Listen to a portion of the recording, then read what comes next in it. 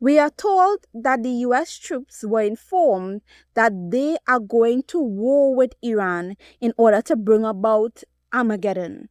That this war that they are going to be engaged in is some kind of divine war, is some kind of holy war. Without a doubt, is Darbyism, right? It finds itself in pre-tribulation doctrine, in dispensational doctrine, in evangelical eschatology.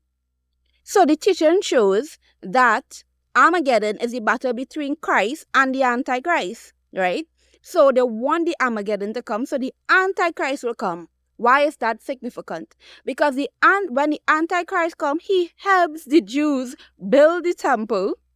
And when the Jews build the temple, they reconvene their sacrifices and so forth. And in the middle of the 3.5 years, the Antichrist turns upon the Jews and destroy them. And only 144,000 Jews remain. So they actually won the Battle of Armageddon to bring about or establish their pre-tribulation doctrines, which begins with an Antichrist to form an allegiance with the Jews and help the Jews to build back their temple. Following?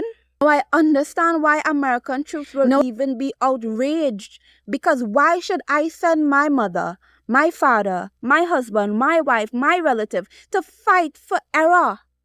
The Bible teaches that an Antichrist, the Antichrist of the Bible, already came since 538 after the birth of Christ. Look at the scripture before you.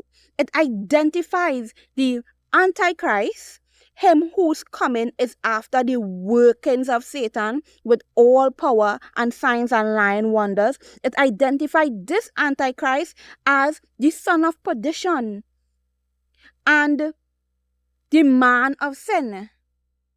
And he comes after a falling away in the church, which describes the falling away from the faith that took place with the church in Rome at the early church period that formed the Catholic Church.